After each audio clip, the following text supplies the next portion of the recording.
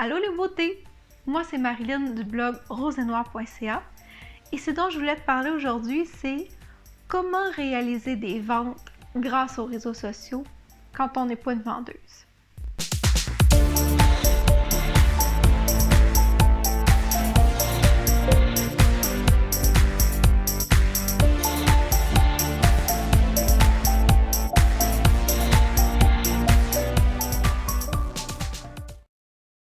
Entre toi et moi, si tu as choisi de faire l'activité que tu fais présentement, c'est probablement parce que tu es une passionnée de beauté.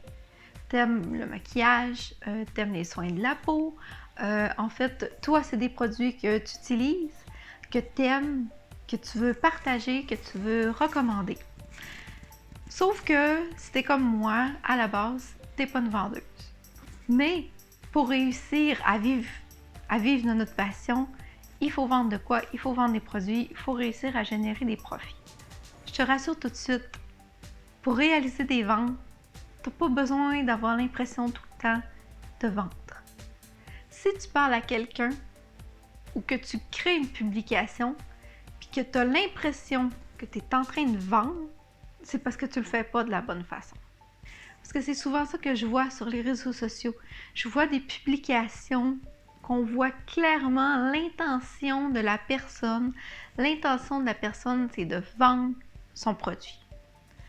Si tu crées des publications comme ça, c'est normal que ça ne fonctionne pas.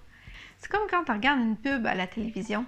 On vient comme un peu tanné de se faire montrer de la publicité tout le temps que moi, quand je peux, les annonces, je les skip. Mais c'est la même chose sur les réseaux sociaux. Quand quelqu'un voit quelque chose qui ressemble à une annonce de produit, une pub, il va la passer. Ça ne l'intéresse pas. Il ne veut pas se revendre des produits. Donc, il faudrait toujours avoir comme intention en arrière d'une publication, en arrière d'une conversation avec quelqu'un, l'intention réelle, c'est d'aider la personne, pas de lui vendre des produits. On a vu ça souvent sur les réseaux sociaux. Peut-être que même toi, tu l'as déjà fait. Contacter les gens en privé pour les solliciter, pour acheter des produits. Ça pour qu'ils aient aimé ta page, soit qu'ils fassent pour partie de ton groupe, ou encore que tu leur as directement proposé des produits, ou encore pire, proposer l'opportunité direct en partant. C'est sûr que ça n'a pas marché. Puis c'est sûr qu'ils viennent de se fermer complètement tout de suite à première approche. Parce que ton intention était de vendre l'opportunité. Parce qu'on s'entend que celles qui sont en MLM, parce que vendre un produit puis proposer ton opportunité, ça fonctionne exactement de la même façon.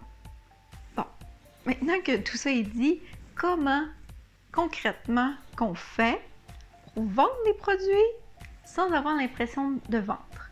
Il faut que tu aides les gens. C'est pas compliqué. Il faut que tu aides les gens. Réfléchis à pourquoi toi tu consommes tes produits. Ils t'aident à faire quoi? Ils t'aident à avoir une belle peau. Quand tu te maquilles, ils t'aident à prendre confiance en toi, à te sentir jolie, qu'est-ce que ça t'apporte à toi? Puis, comment est-ce que tu pourrais aider les gens à se sentir comme ça? Quel genre de contenu tu pourrais créer pour les emmener à se sentir comme ça, puis les emmener à consommer tes produits? Une question qui m'a été posée dernièrement, c'est comment ne pas être agressif à la vente? En fait, selon moi, on ne devrait jamais être agressif à la vente. Je comprends la question dans le sens que si, par exemple, tu as fait une publication qui parle d'un produit ou quoi que ce soit, puis qu'il y a quelqu'un qui vient te parler en privé, puis elle te pose des questions sur ce produit-là. En fait, la première réaction qu'on va avoir, c'est de détailler le produit, puis d'en dire plein sur le produit, puis il fait ici, tu vas te sentir comme ça, attends un peu. Je le sais parce que c'est comme ça que je réagis aussi. Je suis tellement énervée puis je veux tellement vendre mon produit que là, non. En fait, arrête ton monologue tout de suite puis commence à t'intéresser à l'autre personne. Parle pas de ton produit. Demande-lui à la personne, c'est quoi qu'elle veut. Parce que si elle te contacte à propos de ce produit-là, c'est parce qu'elle a une attente. Essaie de trouver c'est quoi son attente. En sachant réellement ce qu'elle veut, tu vas pouvoir savoir si Est-ce que ton produit peut l'aider? Est-ce que ton produit ne peut pas l'aider? Ça fait déjà la grosse différence. Si la personne elle sent que tu veux vraiment l'aider, mais que tu veux pas nécessairement vendre à tout prix, elle va déjà se sentir beaucoup plus en confiance. Fait que demande-lui, prends le temps de lui poser des questions, de t'intéresser à elle. Tu vas voir, ça va changer toute la dynamique de la conversation. Parce que je le sais, c'est que ça fait que on parle de notre produit, puis là, la personne a dit « je vais réfléchir ».